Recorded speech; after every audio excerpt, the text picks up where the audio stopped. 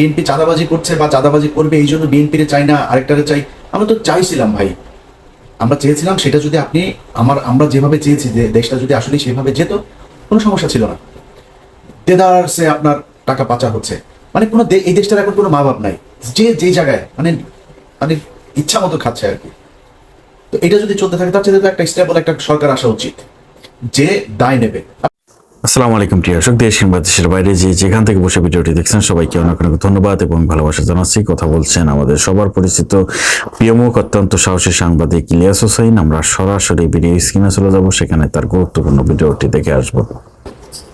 5 তারিখের পর থেকে এই সরকারের বোঝা উচিত ছিল এই গত 15 বছর শেখ হাসিনা যা কিছু করেছে তার বিহাইন্ডে ছিল হচ্ছে ভারত। তারা আমাদের ট্রান্সশিপমেন্ট বাতিল করেছে, আমরা ট্রানজিট বাতিল করেছে তারা, আমি সহ আমার ইউটিউব চ্যানেল সহ বাংলাদেশের বেশ কয়েকটা জাতীয় গণমাধ্যমের ইউটিউব চ্যানেল তারা ব্লক করেছে। আমরা তাদের চ্যানেলগুলো এখন পর্যন্ত বন্ধ করতে পেরেছি। তারা বিভিন্ন সীমান্তে এসে তারপরে আমাদের উস্কানি দিচ্ছে। তারা সেনা মোতায়েন করেছে, বিমান বাহিনী মোতায়েন করেছে, রাফায়েল মোতায়েন করেছে। আমরা তার জন্য কতটুকু কি করতে পেরেছি? আমরা তাদের এখন পর্যন্ত ট্রানজিট বাতিল করতে পারি নাই। আমাদের বন্দর এখনো তারা ব্যবহার করছে, তাদের ট্রান্সশিপমেন্ট আমাদের দিচ্ছে না, কিন্তু আমরা তাদেরকে ঠিকই সেটা দিচ্ছি। আসলে কি আমরা তেমন কিছু করতে পেরেছি? ফারুকি, তারপর এই আসিফ নজরুল, এই দুইজনের ব্যাপারে আমরা শুরু থেকে বলে এসেছি। সারা বাংলাদেশের আমার মনে হয় 95% মানুষ সবাই চেয়েছে, সবশেষ ছাত্ররাও চেয়েছে। ছাত্ররা যখন আমার ব্যক্তিগতভাবে আমার সাথে ছাত্রদের একটা দূরত্ব তৈরি হয়েছিল, মাহফুজ বলেন, আসিফ বলেন, নাহিদ বলেন, হাসনাত, সার্জিস, সবার সাথে একটা দূরত্ব তৈরি হয়েছিল। সেই দূরত্বটা এখন নাই, কিন্তু সেই দূরত্ব কেন তৈরি হয়েছিল? এই আসিফ নজরুলকে কেন্দ্র করে। এই আসিফ নজরুল আসিফকে প্রথম আলোতে নিয়ে গিয়েছে, প্রথমা প্রকাশনাতে তার বই প্রকাশ করেছে। আমি তাদের বিরুদ্ধে কথা বলেছি। এখন এই যে আসিফ নজরুলের বিষয়টা ছাত্ররা বুঝলো, বুঝার পরে তারপরে ডক্টর ইউনূসকে বলেছে তারা। আসিফ নজরুলের বিরুদ্ধে সতর্ক করার পরেও এই সরকার কি ব্যবস্থা নিয়েছে তাদের পক্ষে? এমনকি ডক্টর ইউনূস এখন পর্যন্ত গত 10 মাসে জনগণ চেয়েছে এমন কোনো কিছু কি তিনি করেছেন? তিনি মনে হয় খোঁজই রাখেন না। বাংলাদেশের মানুষ কি চায় সেটা তো না, তিনি যায়ও না, আসেও না। আপনি কোন সেক্টরটাতে যাবেন বলেন? গেল 10 বছর, এই 10 মাস যদি হিসেব করেন, এই দেশে চাঁদাবাজি হচ্ছে, এই দেশে ঘুষ হচ্ছে, দুর্নীতি হচ্ছে, অনিয়ম হচ্ছে, সবই হচ্ছে। কোনো কিছু কি বন্ধ আছে? এখন বিএনপি ক্ষমতায় থাকে, সব দোষ যদি বিএনপি সরকারের ঘাড়ে পড়ে, যাই হোক যেটাই ঘটুক, এখন যা হচ্ছে এটার দোষ ডক্টর ইউনূসকে নিতে হবে। আপনি বন্ধ করতে পারেন নাই কেন এই দুর্নীতিগুলো? একটা নর্মাল একটা ধরেন 111 সরকারও আপনার চেয়ে অনেক দুর্বল সরকার ছিল। বাংলাদেশের ইতিহাসে এত শক্তিশালী সরকার কোনোদিন আসে নাই। এত শক্তিশালী হবার পরেও আপনি এগুলোর বিরুদ্ধে ব্যবস্থা কি নিয়েছেন? পুলিশের নিয়োগ বাণিজ্য থেকে শুরু করে থানায় যে পরিমাণে ঘুষ এখন চলছে, অন্ধকার যুগের অবস্থা। আপনি বন্ধ করতে পারেন, এর দায় আপনি নেবেন না? কিছুই বুঝেন না তো আপনার থাকার দরকারটা কি? হঠাৎ করে এসে রাগ করে বলেন আমি তো থাকতে পারি না, থাকতে পারবো না, আমি থাকবো না। তো গার্লফ্রেন্ডের সাথে মানব অভিমানের বিষয় না তো, না, এটা দেশ চালানোর ব্যাপার। আপনি পারবেন না? এতগুলো স্টুডেন্ট মারা গেল, এতগুলো সাধারণ মানুষ মারা গেল, এই যারা আপনার সাথে এখন আছে এই স্টুডেন্টের জীবন নিরাপত্তা ঝুঁকির মধ্যে ফেলে আপনি চলে যাবেন সব কিছু সব জায়গায় ব্যর্থ হয়ে? এটা তো হইতে পারে না। আপনাকে কঠোর হওয়া উচিত ছিল। এখন যাবেন আমি এখন মানে ঘাটটা সোজা করে তারপর দাঁড়াবেন, সেই সুযোগ আপনার হাতে নাই। কারণ আপনারা এই গেল 10 মাসে যেই সুযোগ হাতে পেয়েছিলেন সেটা কাজে লাগাতে পারেন নাই। জাতীয় সঙ্গীত নিয়ে আমরা কথা বলেছি, মনে হয় গায়ে সুরসুরি লাগে ওনাদের। আরে ভাই, জাতীয় সঙ্গীত নিয়ে আপনি আমার সাথে তর্ক করবেন? আমাদের কথা বললে মনে হয় বিশাল বিজ্ঞ কিছু লোকজন আমাদের এটা নিয়ে সমালোচনা করলে তার গায়ে লাগে। ভাই, কি কারণে থাকবে জাতীয় সঙ্গীত? আমার বলেন। জাতীয় সঙ্গীত আমার দেশের নাগরিকের লেখা না, জাতীয় সঙ্গীতটা আমার দেশকে উদ্দেশ্য করে লেখা না। এটা 1905 সালে বঙ্গভঙ্গ রদের সময়। বঙ্গভঙ্গ কি?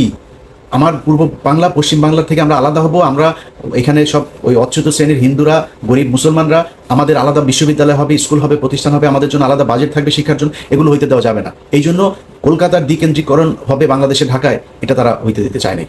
যে কারণে বঙ্গভঙ্গ, সেই বঙ্গভঙ্গের পক্ষে সে কি বলে পতিতা ব্যবসায় আপনার এই যে রবীন্দ্রনাথ, সেই করলো, লিখলো এক জায়গায় বাংলাদেশ কথাটা আছে, সুর আনলেন চুরি করে। মিথ্যা কথা, এটা বলেন মিথ্যা কথা কিনা? তো চুরি করা অন্য দেশের এক নাগরিক যে বাংলাদেশকে ভালোবাসে না, বাংলাদেশের বিরুদ্ধে যে কাজ করেছে এমন একজন মানুষের একটা গানকে আপনি রবীন্দ্রনাথের এই জাতীয় সঙ্গীত বানায় ফেললেন। এটার বিরুদ্ধে কথা বলে সমস্যা আছে নাকি? গায়েই লাগে নাই। আপনি করেছেন কি? ভারতের ব্যাপারে আপনি কি করেছেন আমার বলেন? ভারতের চ্যানেলগুলো এখন পর্যন্ত বন্ধ করতে পারেন নাই। তো কি করলেন? কোন জায়গায় কি হয়েছে? আমার 10 মাসে একটা জায়গায় বলেন এই দেশের পিলখানা হত্যাকাণ্ড দিয়ে হইল। আপনি পিলখানা হত্যাকাণ্ডের আজকে 6 মাস হয়ে গেল, এখনো পর্যন্ত কমিশন কি করে জানিও না। এই কমিশনের সেই রিপোর্ট তাদের বিভিন্ন মানুষজনের কাছ থেকে আপনার বক্তব্য নিচ্ছে, সেটার আউটপুট আসলে কি আমরা জানি না, এবং আউটপুট শেষ পর্যন্ত কি হবে সেটাও জানি না। চলছে তাদের মতো করে। কোনটার বিচার? একটা জিনিসের দেখেন, আমি আজকে এই গত 10 মাসের আজকের জায়গায় এসে আপনাদেরকে বলি, আমার যত জায়গায়, আমি সবার নাম বলছি না, খুব গুরুত্বপূর্ণ জায়গায় আমার নিজের ক্ষমতায় বলেন, আরেকজনের ক্ষমতায় বলেন, আরেকজনকে অনুরোধ করে বলেন, বিভিন্ন গুরুত্বপূর্ণ মানুষের কাছে যে আমার তদবির করতে হয়েছে। কেন জানেন? এখনো পর্যন্ত, এখন নতুন করে শুরু হয়েছে আপনার এই আলেমদের বিভিন্ন যে কথিত যে জঙ্গি নাটকগুলো আপনার সাজানো হয়েছিল, প্রথম আলো, ডেইলি স্টার, এরা মিলে যে নাটকগুলো সাজাতো, সেই নাটকে যারা আটক হয়েছে তাদেরকে জামিন দেয়, আবার স্টে অর্ডার দিয়ে দেয়, জেল গেট থেকে আটক করে। এই ঈদের আগের 1 সপ্তাহ এই ঘটনাগুলো ঘটেছে। এখন এই যে ঘটনাগুলো আপনারা ঘটাইলেন, এই লোকগুলি মানে আপনার বন্ধু মনে হয় নাই? এই লোকগুলির মানে শেখ হাসিনা দ্বারা তারা নির্যাতিত হয় নাই? এই লোকগুলির জন্য কিছু করবেন না আপনি?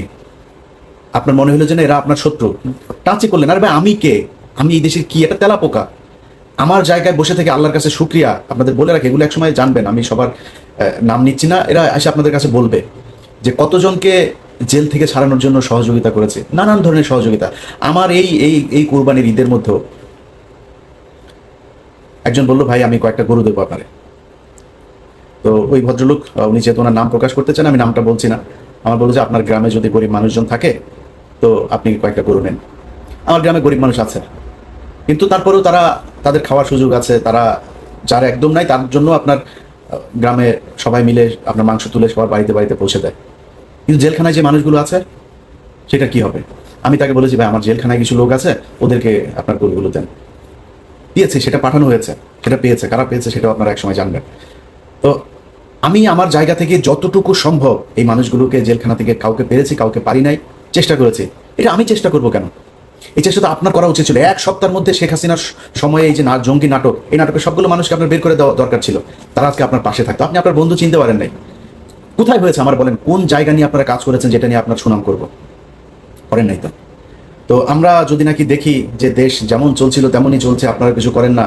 আমি আমার মামলা নিয়ে সোশ্যাল মিডিয়াতে এই পর্যন্ত আজকের ভিডিও সহ মানে 5-6 বার বললাম যে আমার মামলাগুলো সরকার থেকে কোনো ব্যবস্থা নেওয়া হয়নি, এখনো নেয় নাই। এবং আজকে বললাম না, আজকে বলার পরেও তারপরও নেবে না, এরা কোনো পদক্ষেপ নেবে না। সমস্যা কি? আমার মামলা শেষ হলে আপনারা যাই বলবো, ভাই আমার উপদেশটা বানান, আপনার মনে হয় সেটা করতাম না তো। কিন্তু আপনি আমাদের এই মামলাগুলো সরেন, কোনো কাজ করেন নাই আমাদেরকে নিয়ে। আমরা কিন্তু এই দেশের জন্য কাজ করছি, আমরা এই দেশের যারা এই 15 বছর নির্যাতিত হয়েছে তাদের জন্য কাজ করছে। এখন হুট করে আমি বলবো যে বিএনপি নির্বাচন চায়, এই নির্বাচন প্রতিহত করতে হবে, আমি এটা বলবো কেন? বলবো কিসের জন্য? আরে ভাই, বিএনপির মানে এখন যে চাঁদাবাজি চলছে অস্বীকার করার কোনো সুযোগ নাই। বিএনপি যদি আমারে নিয়ে ওই যে 2 দিন আগে সালাউদ্দিন রয়ের যে প্রোডাক্ট, এই সালাউদ্দিন তার লোকজন দিয়ে 8-10টা লোক নিয়ে আমারে নিয়ে, পিনাকি ভট্টাচার্যের নিয়ে তারা ঝাড়ু মেশিন, জুতা নিক্ষেপ টিক্ষেপ এগুলো করেছে। তো সালাউদ্দিন মিয়া, তুমি আমার নিয়ে এগুলি করার লাভ নাই তো, আরও করো, কোনো সমস্যা নাই। কিন্তু যেটা সত্য এটা বলবো, সারা দেশে চলছে তো চাঁদাবাজি। এটা বিএনপি যদি নাকি মানে ঘুমটা দিয়া তারপরে বলে যে না আমি কিছু দেখি না, ভাই আপনি ঘুমটা দিয়ে রাখলেই সারা পৃথিবী অন্ধকার হয়ে যাবে না? মানুষ আপনারা দেখছে, আপনি কি করছেন সেটা দেখছে। আমি অস্বীকার করবো না চাঁদাবাজি চলছে, কিন্তু এটা মাথায় রাখতে হবে।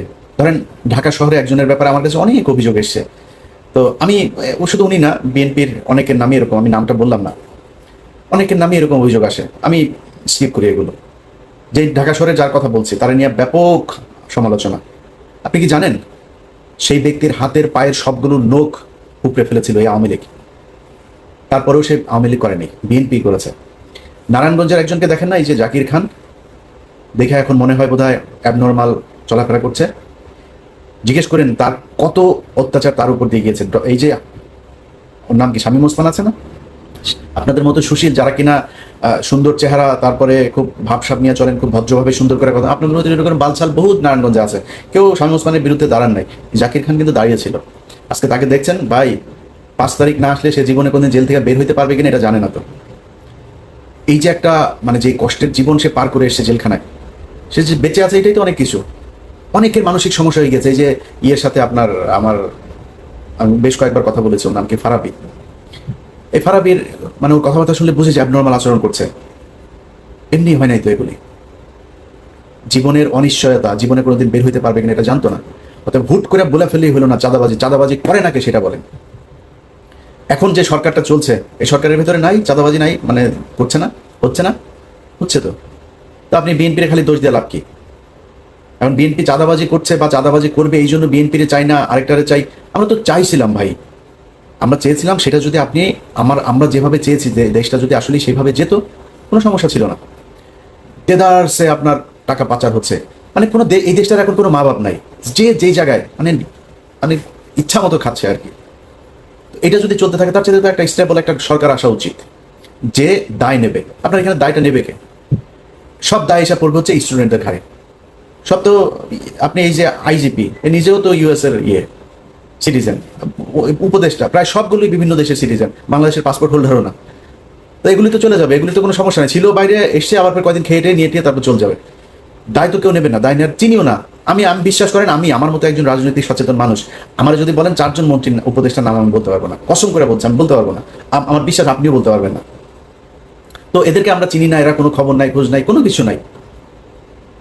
আপনি এদেরকে দিয়ে তারপরে দেশ চালাবেন, দেশ সুন্দর হবে মনে করার কোনো কারণ নেই। এখন একটা সরকার আসতে হবে, যেই সরকার দায় নেবে, যাদের পরের 5 বছর পরে নির্বাচনে আবার দায় নিয়ে আসতে হবে, এরকম একটা সরকার আমরা চাই। নির্বাচন আর সংস্কার এই দুইটা মানে একটার সাথে আরেকটার কি বলে কন্ট্রাডিক্ট করতে পারে না। এটা সাংঘর্ষিক না, কখনোই সাংঘর্ষিক না। হ্যাঁ, আমরা যে সময়টুকু ধরেন জুন থেকে যদি পরের এপ্রিল পর্যন্ত প্রায় 2 বছর হয়েছে, ধরেন 10 মাস করলেন কি? এই 10 মাসে অগ্রগতিটা কি আমাদের দেখান একটা। পরের 10 মাসে যে অগ্রগতি হবে আমি এরকম কোনো সম্ভাবনাও দেখছি না। যদি না হয় তাহলে আমার মনে হয় নির্বাচন দিয়ে দেওয়া উচিত। আমি আমি আমি ব্যক্তিগতভাবে মনে করি এপ্রিল পর্যন্ত যাওয়া উচিত না। এপ্রিলের আগে আমার মনে হয় সেটা যদি সম্ভব হয় অক্টোবর নভেম্বরের ভেতরেই নির্বাচন হয়ে যাওয়া উচিত। কারণ যারা এই গত 10 মাসের যেই সময়, এই সময় যাদের হাতে সবচাইতে এক্সট্রিম পাওয়ার প্র্যাকটিস করার সুযোগ ছিল, তারা যেহেতু পারে নাই, সেই সময়ে যেহেতু পারেন নাই, পরের 10 মাসে পারবেন না, এটা মোটামুটি কম। যেদিন বলেছেন আমি পদত্যাগ করতে চাই, ওই দিন আপনার শক্তি শেষ। এবং আমার যতটুকু আমার কাছে তথ্য আছে, আপনাদেরকে থাকতে দেওয়া হবেও না। বিএনপির ব্যাপক কর্মসূচি, তারা আমার কাছে থাকা তথ্য অনুযায়ী তারা ঝামেলা করবে, তারা আন্দোলন করবে আপনাকে সরাই দেওয়ার জন্য। এবং সেটা কাটিয়ে ওই যে ওইভাবে রাতের বেলা তারপর বলে আমি তো থাকতে চাই না, অভিমান হয়েছে, আমি দেশে থাকবো না, চলে যেতে পারবেন। এর বাইরে কোনো কিছু করতে পারবেন না। ওই শক্তি আপনার এখন নাই। সেনাবাহিনী আপনার পক্ষে নাই, সিভিল প্রশাসন আপনার পক্ষে নাই, দেশের রাজনৈতিক দলগুলো আপনার পক্ষে নাই। আমার তো মনে হয় এখন আপনাদের বোধহয় মানে কিছুটা এদিক ওইদিক, জামাত ইসলাম বোধহয় আপনাদের কিছুটা দেয়, আর এনসিপি তো আছেই, এর বাইরে কেউ আপনাদের পক্ষে নাই। আপনি থাকবেন কিভাবে? বাট অনেকক্ষণ সমালোচনা করে আবারও বলি, ডক্টর ইউনূস, আমরা আসলেই চাই আপনি, এবং শেষ দিন পর্যন্ত একটা কথা বলে যাই, এর আগেও বলেছে আজকেও বলছি, শেষ দিন পর্যন্ত আমার নিঃশ্বাস যতদিন থাকবে আমি স্টুডেন্টদেরকে সর্বোচ্চ সম্মানের চোখে দেখতে চাই, সর্বোচ্চ সম্মান করব। কারণ এদের কারণে আজকে এই বিএনপি যে ক্ষমতায় আসতে চায়, নির্বাচন চাই, এটা বলার সুযোগ পেয়েছে তাদের কারণে। তো 24-এ নির্বাচন হয়েছে, আবার 29-এ নির্বাচন হইতো, এর আগে নির্বাচন নিয়ে কথা বলতে পারতেন না। এদের কারণে এরা জীবন দিয়েছে, বিশাল খারাপ সময় তারা সাহস নিয়ে তারপরে এগিয়ে এসেছিল, যেই কারণে তাদের প্রতি সর্বোচ্চ সম্মান থাকবে। ডক্টর ইউনূসের প্রতি অসম্মান দেখানোর কোনো সুযোগ নাই। এই লোকটা ব্যক্তিগতভাবে আমাদের দেশের কোনো ক্ষতি করে নাই। এই লোকটার কারণে গত 10 মাস যে দেশে যে একটা সরকার অন্তত আছে, সেটাও এর কারণে সম্ভব হয়েছে। আদারওয়াইজ যে ষড়যন্ত্রে গত 10 মাসে বিএনপি, এই আওয়ামী লীগ এবং ইন্ডিয়া করেছে, এই ষড়যন্ত্র কাটিয়ে ডক্টর ইউনূসের থাকার সম্ভব হতো না। সো তাকে একটু ক্রেডিট দিতেই হবে, এবং এই কারণে তার প্রতি সম্মান, সর্বোচ্চ সম্মান জানিয়ে বলছি যে ডক্টর ইউনূস, আপনি দেশ চালাতে ব্যর্থ হয়েছেন। আপনি যেই শক্তি, যেই কঠোর হওয়ার দরকার ছিল, সেটা হইতে পারে নাই। আমি যদি এখন একবারে বলি যে বিএনপির চাঁদাবাজি অবশ্যই হয়েছে, চাঁদাবাজি, এই চাঁদাবাজির জন্য আপনি দায়ী, আপনার প্রশাসন দায়ী। কারণ কোনো দেশে চাঁদাবাজি হচ্ছে, সেটার জন্য যেই পদক্ষেপ নেওয়া দরকার আপনি নেন নাই। আর ভাই তারেক রহমান লন্ডনে বসে থাকা, সেখান থেকে সে যে কজনরে বহিষ্কার করেছে এই পর্যন্ত চাঁদাবাজির জন্য, আপনি অতজন মানুষের চাঁদাবাজির জন্য আটকও করেন নাই। আপনার কাছে কেমনে আমরা আশা করবো যে আপনি ভালো করে দেশ চালাবেন, কিছু একটা করবেন? অতএব আমি মনে করি যে বিএনপি এই নির্বাচন হওয়া দরকার। যেহেতু 10 মাস হয়ে গিয়েছে, একটা আমার মনে হয় খুব 1 মাস সময় যথেষ্ট একটা সব দলকে নিয়ে বসে একটা সিদ্ধান্তে আসা যে কিভাবে নির্বাচনটা হবে, এবং নির্বাচন 5 বছর যে সরকার থাকবে, সেই সরকার যাওয়ার পরে কিভাবে আবার পরবর্তী নির্বাচন হবে, এই জায়গাটায় ঠিক করে তারপরে আমার মনে হয় করা উচিত। আপনারা সংবিধান করতে পারবেন, আমার মনে হয় না করতে পারবেন। তো এটা ঠিক করে আমার মনে হয় নির্বাচন দিয়ে দেওয়া উচিত। এবং নির্বাচন দিয়ে দেওয়ার পরে ডক্টর ইউনূস যদি চায় রাজনীতি করতে, এনসিপির প্রধান হয়ে তিনি রাজনীতি করুক, নির্বাচন করুক, মানুষই তো চায়, তাই না? মানুষ যদি চায় তাহলে আপনি প্রধানমন্ত্রী হবেন, আপনার দল ক্ষমতায় আসবে। আর যদি মানুষ তারেক রহমানকে চায় তাহলে তারেক রহমান প্রধানমন্ত্রী হবে, বিএনপি ক্ষমতায় আসবে। আমরা এই জায়গায় স্পষ্ট। বিএনপি এই নির্বাচন এবং সংস্কার এই দুইটাকে আলাদা করে, দুইটাকে সংঘর্ষ বাঁধিয়ে দুইটার মধ্যে বিরোধ তৈরি করার কোনো সুযোগ নাই। আপনারা সেটাই করেন।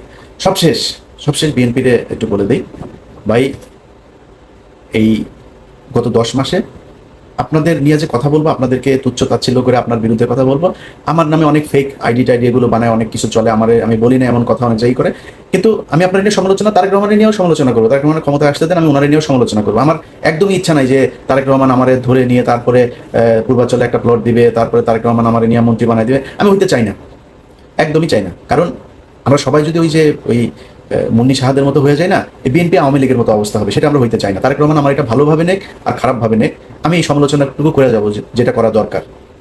এখন আপনি যে ক্ষমতায় আসবেন, আপনার পুরো দেশের যেই মানুষগুলো ভোট দেবে, তারা এখন আপনার বিরুদ্ধে কেন কথা বলে একটু চিন্তা করেন তো।